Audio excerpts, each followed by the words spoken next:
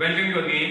तो बेसिकली आज हम लोग एक अलग कॉन्सेप्ट पे डील करेंगे और वो ये कि सोशल साइंस क्या रिलेवेंस और इंपॉर्टेंस क्या है आपके life as well as studies में। ध्यान दीजिए, life as well as studies में, क्योंकि मैं पर्सनली ये बिलीव करता हूं कि आपको कॉन्सेप्ट्स और थॉट क्लैरिटी देने से ज्यादा ये इंपॉर्टेंट है कि आपको अवेकन किया जाए और आपको इंफॉर्मेशन और नॉलेज के बीच का डिफरेंस बताया जाए। आपने कहीं से भी कुछ भी पढ़ लिया तो वो आपका इंफॉर्मेशन में काउंट होगा, लेकिन जब तक आप उसको इंप्लीमेंट करके अप्लाई करके क्रिटिसाइज या फिर क्रिटिकली एनालाइज नहीं करोगे तब तक वो आपके नॉलेज का पार्ट नहीं बन सकता। तो ये डिफरेंस है और एज अ मेंटोर मेरी ये रिस्पॉन्सिबिलिटी है कि आपको होल सम आइडिया प्रोवाइड करूं कि क्या आपकी नेसेसिटी है किस चीज को पढ़ने की, क्योंकि कोई काम आपको करना है वो आप तब अच्छे से ज्यादा कर पाओगे जब आपको पता हो कि आपको क्यों करना है। तो this is the reason that क्यों करना है, जो आपके अंदर एक स्पिरिट, मोटिवेशन, डेडिकेशन को ग्रो करता है। और ज्यादातर teacher as well as parents भी ये बेसिक आइडिया डेवलप और इनिशिएट करने में बच्चों में फेल करते हैं कि उनको बेसिकली करना क्यों है। सिंपली आपने एडमिशन कराया बच्चे का, उसके बाद आपने स्कूल भेज दिया, लेकिन अब वो डेली काम कर रहा है, क्योंकि एज अ स्टूडेंट को भी ये चीज चाहिए कि उसको कुछ आपका एडिशनल फ्यूल, जैसे रॉकेट होता है उसको आप बिना एडिशनल फ्यूल के वो आपका मूव नहीं कर सकता है, लॉन्च नहीं कर सकता। तो वही चीज है कि एडिशनल फ्यूल, मोटिवेशन, रीजन, ये चीज उसको चाहिए। तो इसलिए मैं बताना चाहता हूं कि सोशल साइंस पे इतना ज्यादा इंपॉर्टेंस क्यों देनी है, क्योंकि मैं देखता हूं ये लिटरली सही बात है और आप भी वीडियो देख रहे हो तो 70 to 80% बच्चों को सोशल साइंस बोरिंग लगती है। ये फैक्ट की बात है कि वो बस चाहते हैं कि 10th तक एसएसटी पढ़ ले, उसके बाद तो कोई इसका मतलब नहीं है। लेकिन ये ट्रू रियलिटी है कि सबसे ज्यादा कोई चीज अगर आपको सराउंड करती है या इन्फ्लुएंस करती है तो वो आपका सोशल साइंस ही है। वन वे और द अनदर। आपको एक इंडिविजुअल आप बड़े होकर बनोगे, 12th पास करोगे तो आपको जॉब फेस करना है। सबसे बेसिक आपके मतलब की बात, जीएस आपको करते हो कि जीएस तैयार करना है, करंट अफेयर तैयार करना है, हिंदू पढ़ना है, जो भी करना है, एसएससी के लिए, एमटीएस के लिए, यूपीएससी के लिए, हर एक एग्जामिनेशन के लिए ये जो जनरल साइंस टर्म है ना, इसमें आपका 60% वेटेज आपका सोशल साइंस का ही होता है। फॉर एग्जांपल आप कोई भी स्कीम, पॉलिसी हो गया, योजना आपने जो भी पढ़ी वो आपका नो डाउट पॉलिटी या इकोनॉमिक को रिलेट या टच करेगी। कोई भी फाइनेंशियल मैटर है, कोई भी बजट हुआ, फाइनेंशियल बिल आया, कुछ भी आया, तो वो आपका economics as well as political column में ही आपका स्ट्राइक करेगा। किसने उसको फॉर्मुलेट किया, उसके बाद क्या क्या उसके प्रोविजंस हैं, कब से वो आपका इनेक्ट हो रहा है, क्या रेमेडी देती है वो आपकी योजना या पॉलिसी जो भी है। तो सबसे ज्यादा इंपॉर्टेंट है आपका पॉलिटी एज वेल एज आपका इकोनॉमिक्स। आपको टैक्स देना है, बाद में आपको अर्निंग करना है, जो कुछ भी, वो सब आपका इकोनॉमी। आपको महंगाई हो रही है, आपका डिमांड सप्लाई चेन क्या होता है, ये सब चीज आपका रिलेट करता है इकोनॉमिक्स से। तो ये तो आपके है कि आपको जो चीज पढ़नी भी है, करंट अफेयर, आपको किसको कौन सा आपका प्राइज मिला, उसके बाद कौन आपका एलीट पर्सनैलिटी है, कौन आपका पीएम है, कौन आपका प्रेसिडेंट है, कौन आपका सीएम है, क्या स्ट्रक्चर है, हर एक चीज आपका सोशल साइंस को स्ट्राइक करती है। उसके बाद तो आपका पॉलिटी और इकोनॉमिक्स का हो गया, जो आपका बेसिक फंडा है कि आपको कोई भी कॉम्पिटिटिव एग्जाम देना है, कोई भी लिटरली, तो बिना इसके आप सर्वाइव कर ही नहीं सकते।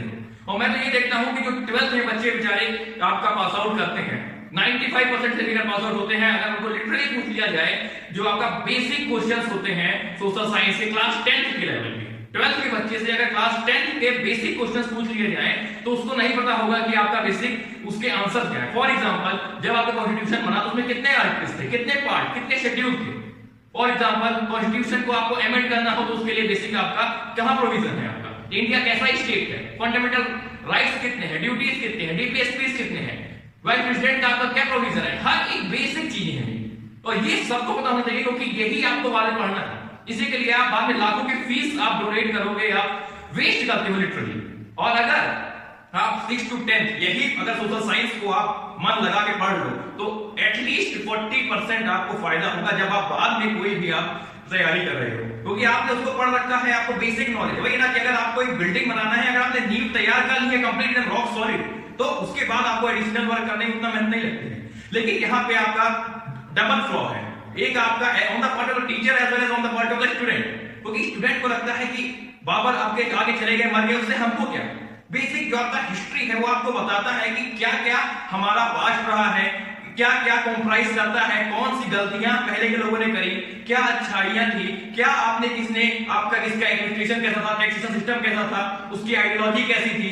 तो बेसिक हर एक चीज जो भी आपके एंशिएंट ने करी है, चाहे वो आपके अशोका हो, चाहे गुप्ता हो डायनेस्टी हो, चाहे आपके अकबर हो, उसी तरह आपके गनी हो, जो भी आपके हैं, उन लोगों ने क्या आपका अच्छे काम किए, क्या बुरे काम किए। जब आपकी ईस्ट इंडिया कंपनी आई तो उसने बेसिक क्या फिनोमिना अपनाया या फिर क्या उसने क्या प्रोसेस किया इंडिया को ओवरटेक करने के लिए। और उसके बाद हमारे जो आपके ग्रेट फ्रीडम फाइटर्स थे, ये जो आज आपको इंडिपेंडेंस और आप कहते हो इंडिया द रिपब्लिक, ये बहुत ही ज्यादा स्ट्रगल और सैक्रिफाइस से आपको ये मिला है। ये कोई आपका वरदान आपको किसी नहीं दे गया है। इसके लिए कितना ब्लड शेड किया गया है, कितना सैक्रिफाइस, कितना डेडिकेशन। तो ये हर एक चीज आपका क्या पास्ट है, क्या उसमें ग्लोरिफिकेशन आपके पास है, हर एक चीज ये आपको हिस्ट्री आपको बताता है कि आपको क्या गलतियां किसी ने करी थी, आपके एंशिएंट ने, आपके पूर्वजों ने, आपको जी रिपीट नहीं करनी है। और उन्होंने क्या अच्छा किया था जिसको आप इंप्लीमेंट करके आज अपनी लाइफ को बेटर कर सकते हो, अपने नेशन, अपनी सोसाइटी को आप आगे प्रोग्रेस कर सकते हो। क्योंकि एक समय India was one of the richest country of the world, लेकिन जब हम लोग इंडिपेंडेंस के पास हो गया, हमको जब इंडिपेंडेंस मिली तो हम लोगों का कंट्रीब्यूशन अराउंड 10% भी नहीं था आपके पूरे ग्रॉस वर्ल्ड में। तो एक कंट्री जो आपका, जिसे आप सोने की चिड़िया कहते थे, वो वहां से गिर के एकदम गरीब पुअर कंट्री हो गया, जो आज तक हम लोग उससे नहीं निकल पाए हैं। ये आपको है, आपको कल को कोई भी अगर अच्छी जॉब मिलती है, आपको आईएएस, आईपीएस, आईएफएस, आईआरएस, तो अगर आपको on the part of the individual as well as dignified postman या फिर आप कह सकते हो ऑफिसर, आपको कुछ भी डिसीजंस लेना हुआ, स्टेप लेना हुआ, स्ट्रेटजी लेना हुआ, प्लानिंग करनी पड़ी, तो ये सब चीजों के आपको नॉलेज होगी कि किस एडमिनिस्ट्रेटर ने क्या अच्छा किया, क्या गलती करी। आप उसको सोच के अगर आप इंप्लीमेंट करोगे तो आप जो ट्रायल होता है, ट्रायल एंड एरर, वो चीज नहीं करोगे और आपको जो आउटकम है, जो सक्सेस है, वो डेफिनेट और सुंदर मिलेगी, कॉम्प्रिहेंसिव मिलेगी। तो ये है आपका हिस्ट्री के इंपॉर्टेंस। इधर आपकी ज्योग्राफी मींस आपको कहां पे अगर आपको फार्मिंग करनी है, आपको कहीं पे आपको रहना है, हैबिटेट करना है, फ्लोरा फौना आपको जानना है, क्योंकि एक बहुत बड़ा सेगमेंट है जो आपका basic tourism etcetera, travel, archaeology, ऐसे कुछ आपकी जो भी आपके विषय है। बहुत से ऐसे फोटोग्राफर्स हैं, बहुत से ऐसे लोग हैं जो नेचर को लव करते हैं, तो उनके लिए स्पेसिफिकली ये इंपॉर्टेंट है। लेकिन जो जनरल आदमी है उसके लिए भी कि कैसा सीजन कहां पे रहता है, कैसा कहां क्लाइमेट है, हमको कैसे अडॉप्ट करना है, हर एक चीज आपका टॉप के क्या आपके सिनारियो हैं, आपके सर्कमस्टेंसेस हैं, जम्मू कश्मीर का जो क्लाइमेट है, वेदर है, उसके जो ज्योग्राफिकल पोजीशनिंग है, वहां का जो वेजिटेशन है, वहां के वाइल्ड लाइफ है, उसका क्या डिफरेंस है आपका राजस्थान, गुजरात, कन्याकुमारी से।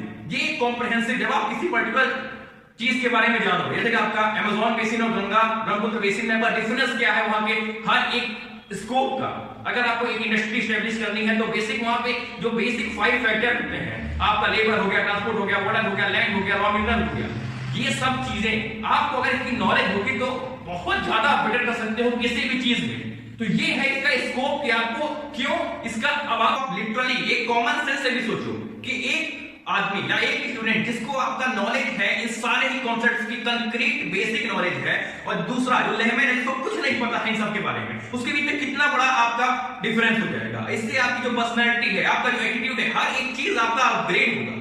जो आप बाद में personality development, classes etcetera, interview की तैयारी, ये सब चीजें, ये सब आपके इनहेरिट क्वालिटी, आपकी इंटरेस्टिंग क्वालिटी आप में डेवलप होगी। आप अगर इसी को हम कंपेयर करें कि क्या आपका फ्लॉ है, कि क्यों ऐसी आपकी सर्कमस्टेंस आती है कि जो आपके 12th के बाद है, इवन ग्रेजुएशन और पोस्ट ग्रेजुएशन के बाद भी जो आपके स्टूडेंट्स हैं, एस्पिरेंट्स हैं, मैंने बहुत चीज देखता हूं कि डेली लाइफ में आपका कि हाँ यूपीएससी की एक स्ट्रेटजी है, ये कर लो, ये ज्ञानी बाबाओं की कमी नहीं है।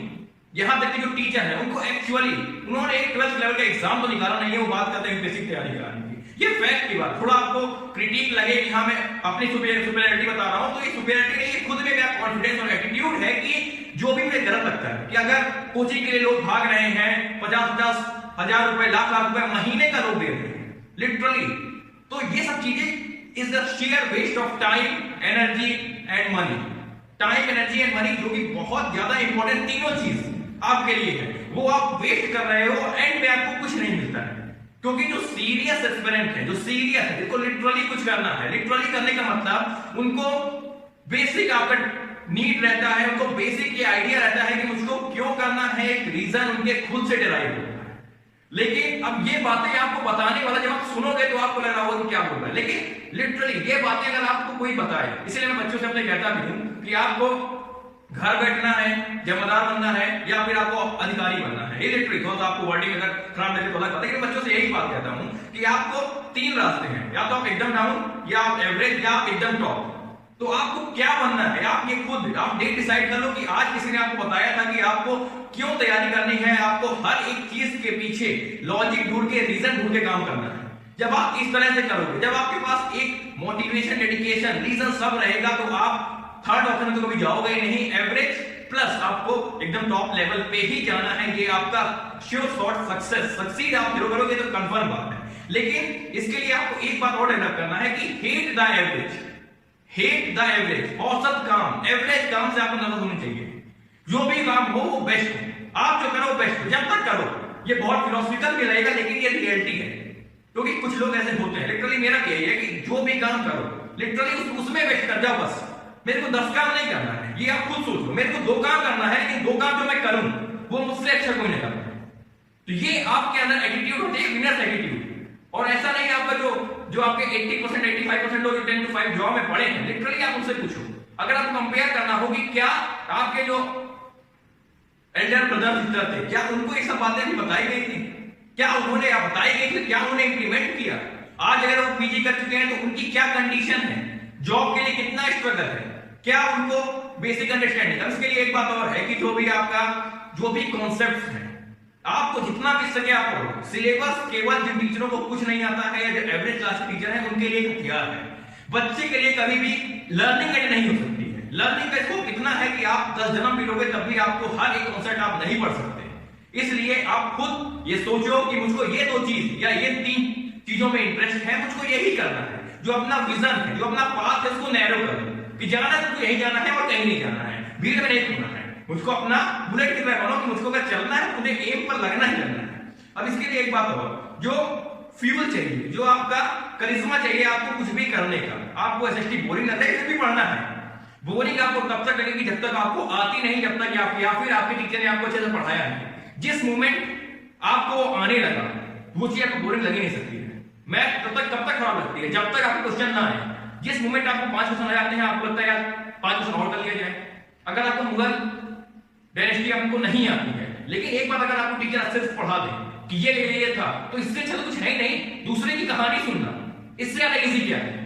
तो यही चीजें हैं। लेकिन इसके लिए मुझे एक रिक्वेस्ट करनी है, दोनों ऑन द पार्ट ऑफ जो डायमंड के स्टूडेंट है, उनको तो ऐसी कोई डाउट नहीं होना चाहिए कि क्या उनको बेस्ट ऑफ द फैकल्टी मिलती है कि नहीं मिलती, क्योंकि जो भी चीज उनको पढ़ाई गई है वो आधे ज्यादा टीचर्स तक को उनके बारे में फुल नॉलेज नहीं होगी। जैसे आपका कोल्ड वॉर हो गया, वर्ल्ड वॉर 1, वर्ल्ड वॉर 2 हो गया, और उसके बाद कॉन्स्टिट्यूशनल रिफॉर्म्स हो गए, कॉन्स्टिट्यूशन की जो बेसिक इंट्रो, वही आप क्लास 7th 8th की बात है।